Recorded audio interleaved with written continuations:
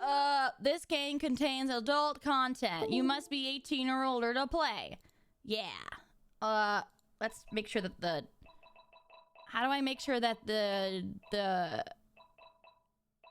sensor mode on? Okay. All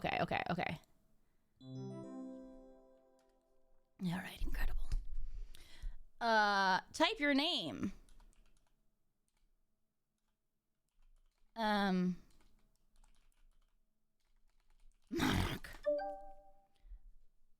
Yes. Greetings everyone and milady. I see you playing Uno on the PC.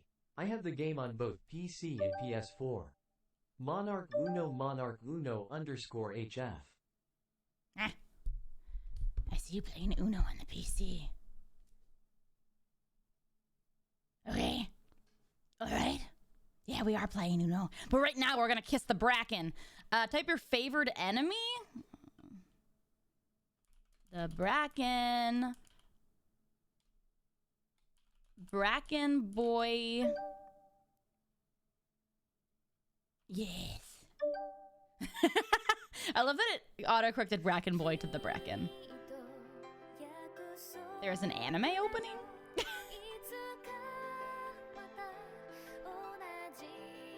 Oh my god, the full peck grab. Wait, this was made for me. Did a clone make this? At the devs, are you watching me through the windows? What is this? This is the Bracken Dating Simulator. Day 1, I was hoping for a fresh start, but I'm just in debt? Touché. I sigh as I jump off the side of the rickety ship, boots kicking up a flurry of dust. Another day, 2 undergrad degrees, 1 postgraduate, and a whole year of rejection emails. This is the best I can get, a rundown job doing God knows what, in the middle of buttfuck nowhere, in a desperate attempt to pay off my student debt. I collect scrap, drop it off, and receive payment, rinse and repeat. Sighing, I unlock my phone to check on my main group chat. It's my only solace keeping me going in this monotony, which is kind of sad now that I think about it. Affectionately named the Hot Monster Simp Chat. They've asked me to keep them updated during my assignment on this new moon. I scroll through the chat and pursue whatever, the usual flood of way too sexy monster pics before typing out a response. Hey yo, landed safely. Immediately, I get a ping back from Ori. Huh? I'm sorry. What? Ori? The real Orihime? This is kind of scary. Do they know what's happening right now? Of course, she would be the one to reply the quickest. If you see, Ori says, if you see any hot monsters, kiss them. All right, Ori, if you say so. I laugh and type out a response. This isn't fantasy stuff, Ori. Like Hora, from the Elder Papyrus. I don't want to die. Another friend responds with a fake crying gif. Chuckling to myself, I lock my phone and stash it in my pocket, turning to my teammate. What's the status? Larry. Our teammate Larry. Unfortunately, I don't know a Larry, so this can be you, chat. Larry turns and brandishes his clipboard. We haven't worked together before, but people back at HQ says he's easy to get along with, which rings true so far. Plus, he's a great navigator and has experience with the freakish weather patterns common on alien moons. Larry says, everything looks good. The weather shouldn't be too bad for the duration we're here. Although, by my calculations, there's an 88% chance of a storm happening tomorrow morning. Oh, should we set up the shields? Nah, let's do it later, Larry says. Oh, chat wants to put it up later. We can grab some scrap inside and then set it up when the sun isn't so harsh. Nodding, I strap on the essentials, a flashlight and a walkie-talkie. When they're secure across my shoulder, I grab a shovel. Thanks, Larry. Luckily, we shouldn't be here for too long. The quota isn't much this time. Larry nods and gathers up his flashlight and shovel before jumping off the side of the ship, kicking up dust as he lands. I follow, looking up towards the looming building ahead. Experimentation, an abandoned moon that once held life. Not very dangerous compared to the likes of the other moons, like Dine or Titan. I turn to Larry. We should be careful. Always am, Larry says. Chad, are you always careful? I don't know. I huff as I stagger back towards the door, holding a large crate of bottles and a bolt, my shovel balanced precariously on top. I haul my cargo over to the ledge, dumping it onto the dusty ground below, before descending and talking into my walkie-talkie. Larry? I'm carrying stuff back to the ship. I'll hop on the terminal for a bit later. Okie dokie, pineapple pokey! Chat, you guys are so weird. Back on the ship, I organize the current loot we have and do a quick scan. 80 credits. Not bad for the first haul of the day. While I'm there, I jump on the terminal, bringing up the monitor to check Larry's location. Nothing around you at the moment, Larry. I keep an eye on his little dot walking around in the dark. Then I see it. Larry, be careful. Something's vented in an adjacent hallway. Shit, my flashlight's about to die. Oh no, chat! I can guide you. Just be quick, okay? Okay. You can get me out, right? Yeah, I can do this.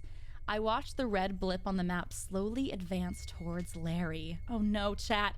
Approaching your six, hurry! I watch on the monitor as Larry turns around and whatever is coming up behind him freezes in place. Larry? You okay? Fuck. I think I'm done for. What is it? My voice shakes. A new creature data sent to terminal. It isn't moving. I've scanned it. My fingers fly across the keyboard, bringing up the file. I quickly skim the file. I think if you keep your eyes on it, it won't move. What? Like some weeping angel bullshit? Yeah, hey, it'll be okay. I can see you on the monitor, remember? I'll guide you out. Okay. Yeah, okay, let's do this. I'm sorry for yelling. No, that's okay, you're all good. Go straight backwards, keeping your hand on the wall, and take the first right. I need to get Larry out of there. Larry staggers backwards, slowly rounding the corner. The coil-head springs forward at breakneck speed before freezing once it's in line of sight. Fuck. I know. I'll get you out, I promise. Several more instructions and words of comfort later, Larry is almost out of the labyrinth sprawl of hallways. Suddenly, a second red dot appears from a nearby vent. Larry, something's vented a few hallways down. We're almost there, just keep moving. The dot rushes towards Larry. I need you to walk fast. You're just 2 turns away. Larry's speed picks up. The second red dot makes contact. 3 things happen. I see Larry turn. The coil-head rushes towards him, and finally the walkie-talkie activates. But all I hear is a sickening spring sound. Larry? You there? Please say something. Chat, no! What happened to you? Hello? Silence. I shut off the terminal. I couldn't do it. I feel sick. Hours pass and I remain on the floor, slumped over with my head resting on the terminal.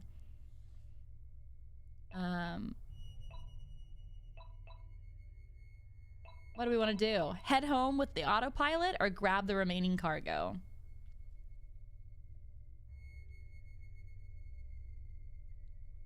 I feel like the game will end. I should go grab the items at the entrance. I slowly make my way to the front doors of Experimentation's side building. Every step up the ladder is an ordeal as I heave my sluggish body up the rungs. I drag my feet across the dirt before pushing the door open with a loud creak. I gather the items left at the entrance, my muscles achy and slow with fatigue. A laser pointer, a crystal, and a jar of pickles. What was that? I look up.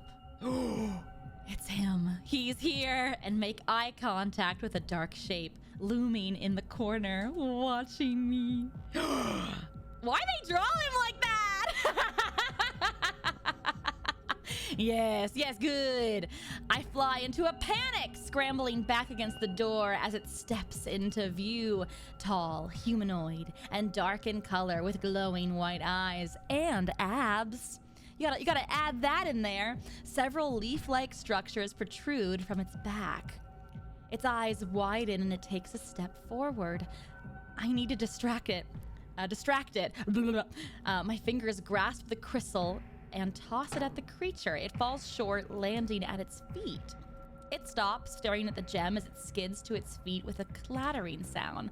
I take the chance to escape through the front door and sprint back to the ship. But he looked so cute! He looked so cute! I don't sleep well that night. Day 2. I'm awoken by the horrific sound of the aircraft shuddering. It creaks loudly as if the metal plating is barely holding together. The storm! In my state last night, I forgot to set up the protective shields. Shit! The ship rattles as the storm batters the metal exterior. I hear something tearing and landing on the ground with a heavy thud. I have no choice but to wait till the storm subsides. Bunkering down in my cot, I wrap myself in my blanket. The winds tear at the ship's exterior. The entire ship creaks and shakes, pebbles making horrific clanging sounds against the sheet metal. I check my phone to see if I can at least talk to my friends in the Hot Monster Simp Chat. No signal. God damn it! Great! I cover my ears, close my eyes, and wait. Whichever claims me first, sleep or the storm, it can find me here. Or the Bracken. Several hours pass. After checking to make sure the weather is safe, I head outside to assess the damage. Well, shit. The ship is battered. The satellite on top is torn clean off and upside down in the dirt. There's a dark, vicious liquid draining out of the fuel tank. I rush inside to check the terminal, comms, and autopilot. Offline flashes on the screen in bold red letters. Damn it! I slap the terminal in frustration. Immediate regret sets in and I cradle my hand. That sounds like a thing I'd do. I need to find somewhere to repair this ship, or I don't want to think about that, or maybe I can find something usable inside the building. Cheer 100, cheer 100, cheer 100. Bracken is just Sky Daddy. Yeah, pretty much. I'm not too worried about food. Given that there's a water source and some edible flora and fauna on the planet, I'm more worried about what lurks inside the building. But given that Larry and I were the only two on this assignment, and Larry's gone, I have no choice but to face whatever's in there, alone. Sorry, we're not playing Uno currently. We're playing the Bracken Dating Sim. I spend the first part of the day inside the building, sticking close to the front exit and fire escapes. At least if anything comes for me, I have a chance of bolting. I avoid the labyrinth of hallways for now, but something feels strange, like something is watching me. I know it can't be Larry, but I don't want to think of it being anything else. I'm just paranoid. It's understandable after what happened yesterday. There's nothing there, I mutter to myself, hell-bent on deluding myself so that I can keep it together. There's nothing there, there's nothing there, there's nothing there. I head back the way I came and stop. There's something on the floor. A bolt sits on the ground alongside a laser pointer. Huh? I don't remember seeing these. He got us a gift! I must have missed them or dropped them. I'm so tired, I didn't realize, I guess. I pick up the items and head to the front door, depositing them outside before re-entering the building. Looks like I've cleared the front area. It seems like it's time to go further in. The bolts are useful, and the sheet metal too, so if I can find more, maybe I can make some repairs. I flick on my flashlight, grip my shovel, and step into the labyrinth of hallways. I'd made sure to open the necessary blast doors beforehand, so it was easy to move around. An hour passes dully, and I sigh as I stumble over my 6th key. Why can't I just get something useful? The devs played this game a few times. That's when I hear it. The shrill creak of rusty hinges as a vent opens. I turn around and bolt towards what I desperately hope is the exit. It's not. Where's the exit? Where is it? fuck, Ship fuck, fuck, 300 fuck. Ama is officially I the turned VA for down this game corridor law. after corridor, the echo of my footsteps far too loud. Alma is officially the VA for this game. Echo of my footsteps far too loud. A chill grips my spine when I realize it's not just my footsteps thundering down the hall. I turn. A horrific twang fills my ears, and I stare into the worst thing imaginable. Wait a second! No, no, no, no, no, no, no, no, no, no! Why is he JoJo posing? What is this? Absolutely not. I don't like it. I don't like it. There's only room in my heart for one. The pale body, unnaturally stiff arms, and a large coil, topped with a banged up mannequin head. Fuck, it came right to me. The coil head that killed Larry towers over me, its head bobbing menacingly. Wait, it is JoJo posing. There's a little JoJo. That's amazing. As if fate was written to laugh at me, my flashlight flickers before going out. I'm fucked. I'm going to die on some distant moon, working a shitty job that pays peanuts without ever making a dent in my ever-growing student debt. Are we really worried about paying back our debt right now? I'll never get to talk about how the mitochondria from Wyvern Orb Z is hot with Ori and Tube ever. Wait. I read mitochondria. Is this mitochondria? From Wyvern Orb is hot. Oh god, okay. We're struggling here. We're struggling big time. Help. I could barely get my voice above a whisper. Not that it would matter. There's no one to hear me, no one to help. Even if I could be heard. I whimper and take a step back, my hand shaking as it traces the rough brick. Step by step, I move backwards, trying desperately to remember my way back. My fingertips scrape against the wall in desperation, and my eyes focus on the creature in the darkness. But the further I get, the less sure I am that I'm squinting at anything. I round the corner. The coil head appears in my line of sight at breakneck speed. The sound makes me jump. I start crying. Please, please, Mr. Coil-head. Please, please, sexy Coil-head. Not like this. The sound of its springs bounces off the walls aggressively. I can't do this. I'm done. I can't even say goodbye to my family or my friends. I take another step back and stumble backward, falling. I close my eyes. I hear a loud crunch and my eyes fly open. The coil head hasn't made it to me. Something is keeping it at bay. An aggressive growl reverberates off the walls, and gradually I make out the outline of a tail. Black humanoid gripping the coil head. Its claws rake down the creature with a sickening tear. The other monster that I saw yesterday, the one I tossed loot at. I stare at the scene, unmoving and dumbfounded. He's saving us! He's come to our rescue! Ah, my hero! The creature crushes the coil head's arms in its strong grip. I watch in fascination as the leafy tendrils on its back straighten into blades. They extend, surging around the coil head, and then stab into it. I don't dare breathe. Maybe it doesn't see me. Then a dull spring sound followed by a thump makes my eyes bulge. The creature ripped the coil head's head off.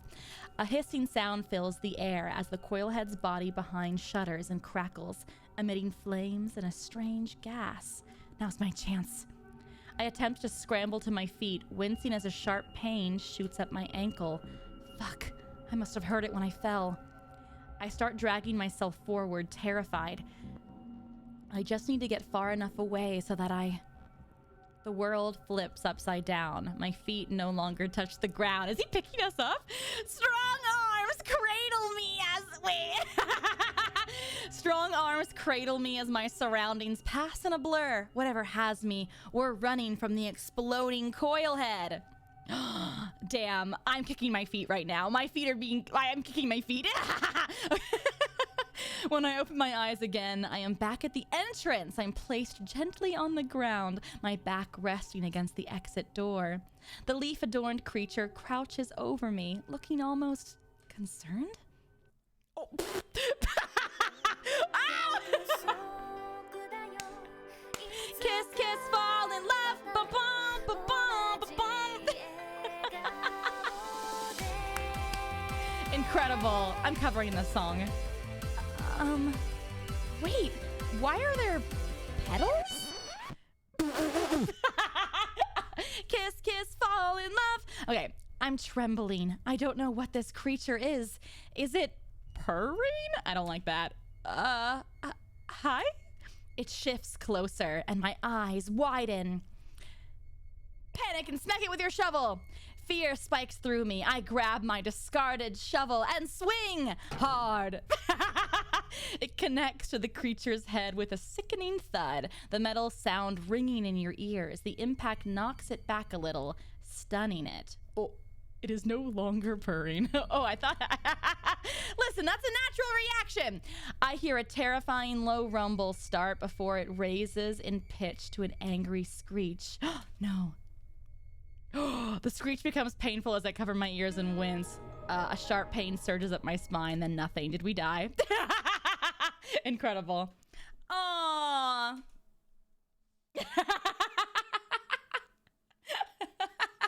Well, couldn't have seen that coming. Damn, I thought maybe he'd like catch it sexily. That's what I was hoping. He'd be like, no. I thought he'd catch it. I thought he'd catch it. In all the enemy to lovers romance novels that I read, something gets thrown and something always gets caught. And they're all, and like the response is always like, my, the kitchen has claws or something. Listen, I thought I knew the script. Or like, ooh, feisty. You know, like some kind of... I like them feisty is what I was hoping for. But no. Man, well, we tried. We'll have to play this again and get the actual route. Tier 300 Amma is a master flirt.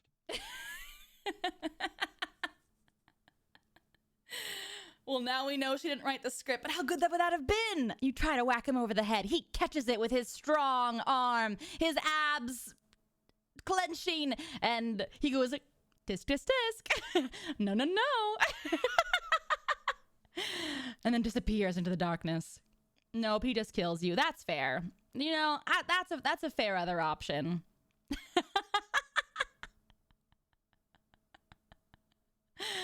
His abs abbing, his eyes blinking, his leaves twitching, you know. I don't know the coil head being drawn as in a JoJo pose. What's up? The perfect clown. What up? What's up? Hello? How's your how was getting killed by the Bracken? I chose the option to hit him over the head, and I thought like every enemies to lover book that I've ever read, that he'd catch it with his sexy arm and go, I like him feisty, and then the game would continue. But no, he let me whack him over the head with that shovel, and then he killed me. This is unlike Hey. my. Hey, remember when I told you when I played it that he killed me? Oh, is that where he killed you too? Yeah, Did that's you exactly also where he think that he'd catch it with his strong arm and then No. call you his feisty little No. kitten? Is that what you also No. thought? I did not ever once think that in my wildest dreams. I don't know. me? Sounds like the common thought that most people would have while playing Yeah, that Liz, game. what would Also- you think? You'd be like, well, the killer surely would love violence, right? Oh, yeah, when it comes to games like that, I always overthink like the outcomes of every action. And I'm like, oh, this will probably happen because they expect me to do this. And so I try to outsmart them, and then whatever I pick, they're like, no, you fucking idiot. This is this is what's gonna happen. You hit him with a thing and he's gonna